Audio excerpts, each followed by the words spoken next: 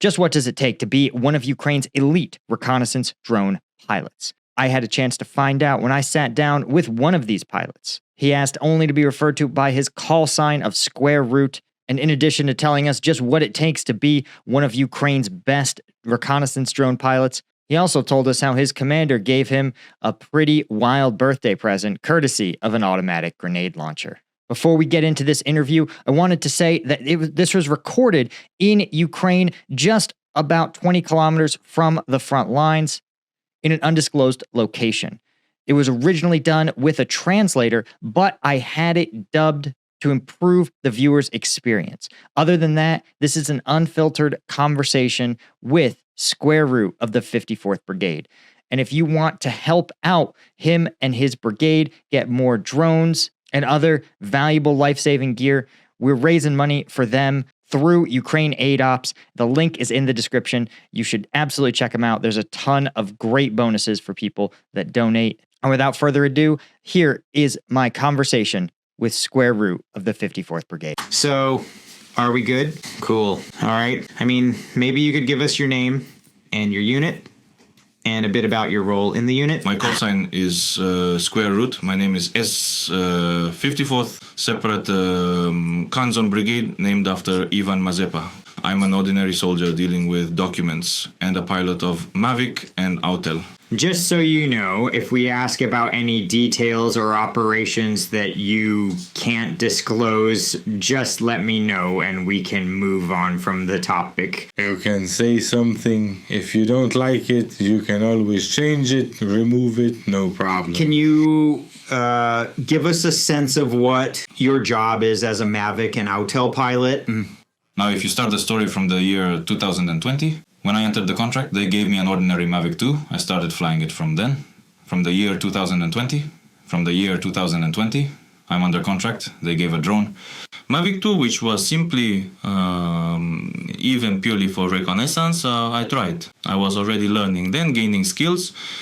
At the beginning of the hybrid warfare, it also spotted the troops and targeted the equipment as much as possible and did some bomb drops. Then appeared third generation Mavics, an improved drone, and then we really began bombing. That is, they were better at killing the enemy and conducting reconnaissance. Does his drone drop bombs or purely recon? I can answer.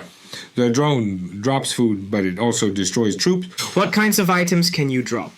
Water, fuel, bombs. We've heard for soldiers on the zero line, dropped food and water is pretty important. Is this true? This is true and not the past. Logistics are currently a problem since enemy drones fly over our positions. It is impossible to exit those bunkers or do anything else. There is only the option to drop at least ready-made food, specifically instant noodles. Coffee, teas, water for cooking, even those very same candle drops, because it's not possible to go out when the enemy is on you.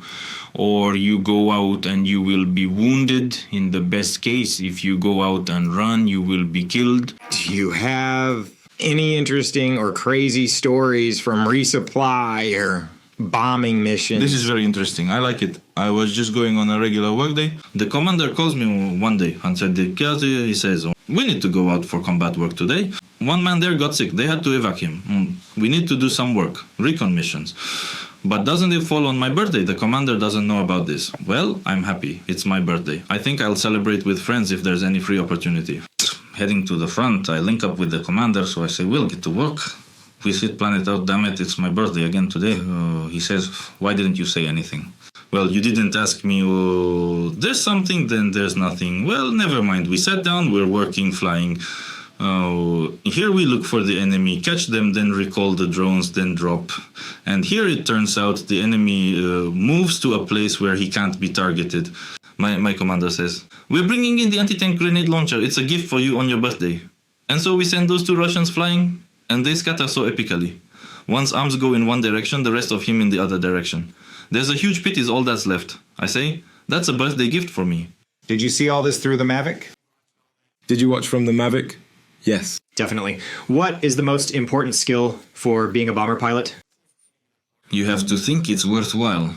To fight with dedication, responsibility, and loyalty in your actions Is and there deeds. something that is the most difficult in this? The main thing is to be sure that you're striving for it, you're striving to become better, striving to learn everything. If you do not learn from it, then you won't learn and you will lose the drones.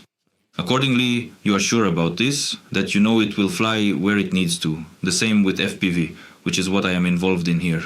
So you chose this elixir for yourself, and you do it deliberately, not just randomly picking everything. What is the best target for a bomber drone? Of course, there are targets that are too big for drones and others that are too small. What target do you like to hit? Either you look at the infantry or the van or the mortar or at somebody. Here, it depends on the height I have. If you had a single favorite target, what would it be? Either BMP or tanks. Can you hit it? Seriously? Can I? Right? You drop the bomb, detonate the ammunition, and everything is fine. There are sometimes open hatches, because depending on whether live equipment was moving, if the commander of the vehicle and the driver mechanic fled from it, the hatches are open, which is better for dropping. What kind of items does your unit need? Drones, new drones, and jammers. Vehicles for delivery, continuation, and evacuation of the wounded and fallen from the front, and drones to also deliver food, all life necessities, even medicine. We appreciate you taking the time to talk with us. This has been really insightful. Before you guys get going, I want to mention, first off, if you can hit that subscribe button, it makes a huge difference for me. But second, if you want to help out Square Root and his unit afford those drones, vehicles, and more gear that he needs, the link to the fundraiser is in the description. Thanks to all you guys. And this is just part of a larger series that was recorded in Eastern Ukraine during my visit several weeks ago.